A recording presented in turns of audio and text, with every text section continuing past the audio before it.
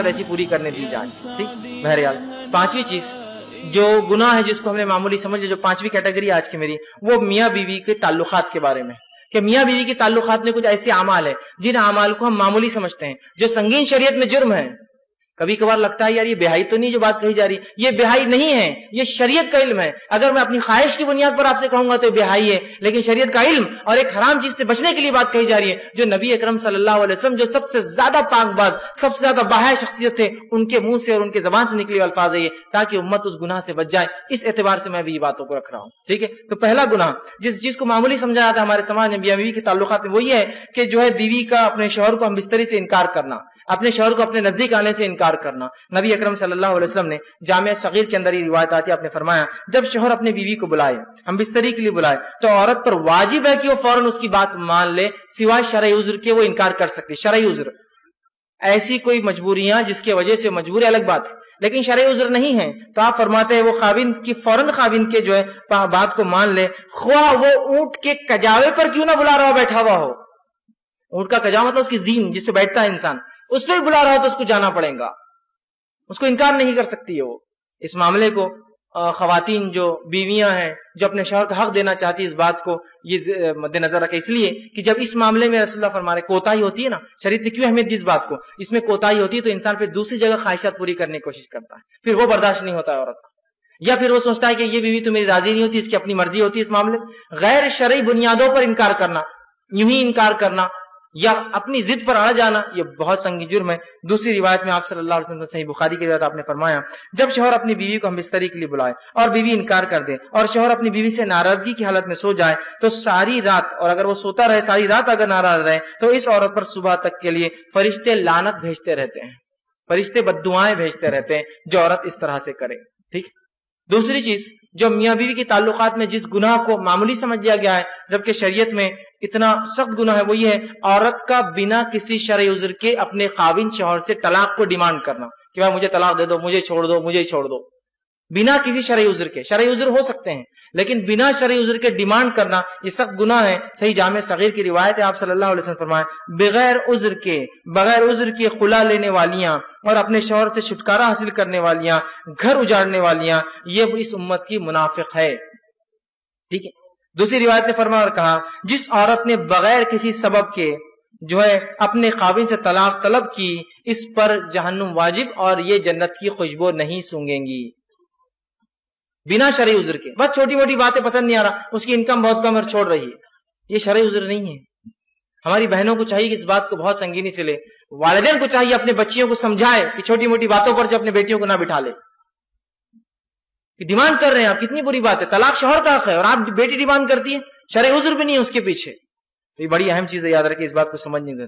تیسرا گناہ جو میاں بیوی کے تعلقات میں ہوتا ہے اس کو معمولی سمجھ لیا گیا ہے اور اس کے تعلق سے اتنی سخت وعید ہے حدیث میں کہ جس کی کوئی انتہا نہیں، وہ ہے حالت حیض کے اندر بیوی سے ہم بستری کرنا یا ایسی جگہ پہ ہم بستری کرنا جو غیر فطری ہے پیچھے کے حصے میں.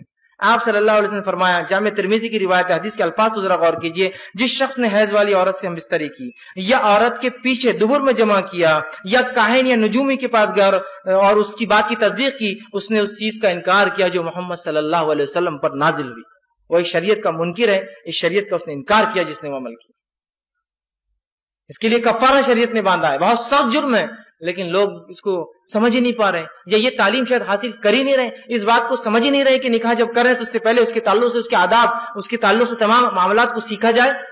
دنیا کی تمام چیزوں کے اندر ٹریننگ پروگرامز ہوتے ہیں، سب چیزوں کو سیکھا جا رہا ہے، لیکن شریعت کے مطابق کوئی چیز ہو تو وہاں ہم کو شرم آ رہی ہے، وہاں سیکھنے میں شرم آتی ہے. دنیا کی بہائی میں ہم کو شرم نہیں آتی. ہمارے بچے 11ویں 12ویں کے اندر جاتے ہیں، سائنس پڑھتے ہیں جس کے اندر عورت اور مرد کے جو ہے اعضاءوں کے اور تفصیلات پورے جسم کی تعلیم ہوتی ہے، وہ پڑھانا تو منظور ہے، لیکن بچے کو یہ سکھانا کہ شریعت تمہاری اور ہماری شریعت مطہرہ کیا سکھاتی ہے ہمارے بچوں، وہ ہم کو جو ہے بے شرمی، بے حیائی، اور جو بولتا ہے وہ بے شرم آدمی ہے، وہ بے حیا ہے، اس کو عقل نہیں ہے، اس کو شرم اس کو ہے. بے شرم تو وہ ہے جو ان باتوں کو نہ بتانے کی وجہ سے امت کے اندر یہ باتیں پھیل رہی ہے، یہ برائیاں پھیل رہی ہے.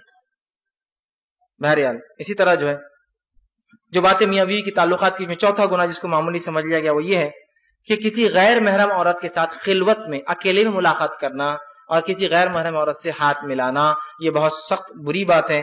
نبی اکرم صلی اللہ علیہ وسلم فرماتے ہیں اس کے تعلق سے آپ نے فرمایا، ترمذی کی روایت ہے، جب بھی کوئی آدمی کسی غیر محرم عورت کے ساتھ تنہائی میں ملتا ہے تو وہ 2 نہیں، تیسرا ان میں شیطان ہوتا ہے، وہ 3 ہو جاتے ہیں۔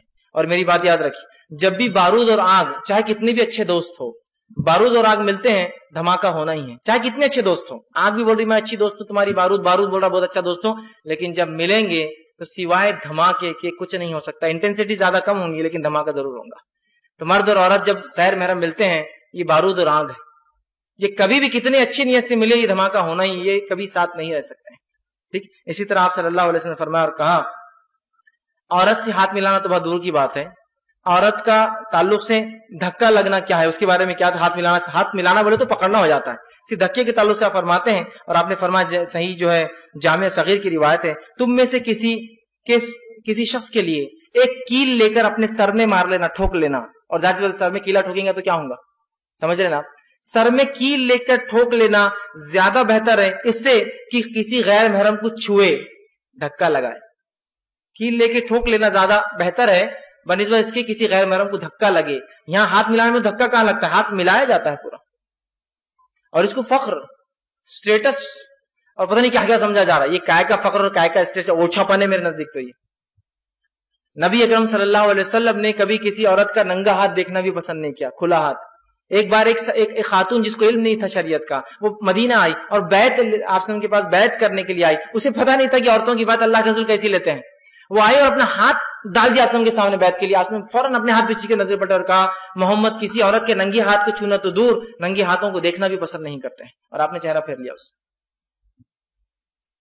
ہاتھ ملانا، اب یہ ہاتھ ملانا آفس کے لیے ہوتا ہوگا، بہت سے لوگ ان کا کلچر ہوتا ہے۔ کلچر کیا ہوتا ہے؟ کسی بھی عورت کو عید ملنے جاتے ہاتھ ملا کے ہاتھ پکڑ کے چومتے، کلچر۔ یہ کلچر فالتو کلچر ہے، چھوڑیے اس کلچر کو، نکل کے آئیے اس کلچر سے باہر۔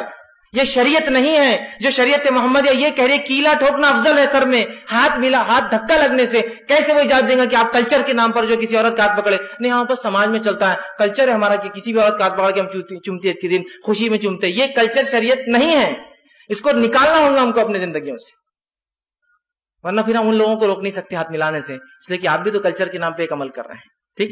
اسی طرح جو ہے چھٹی چیز، جو گناہ جس کو معمولی سمجھ لیا ہم نے اپنے سماج میں کرنا، جو کہ شریعت کے نزدیک حرام ہے، سب گناہ ہے، وہ یہ ہے جو ہے معاملات اور تجارت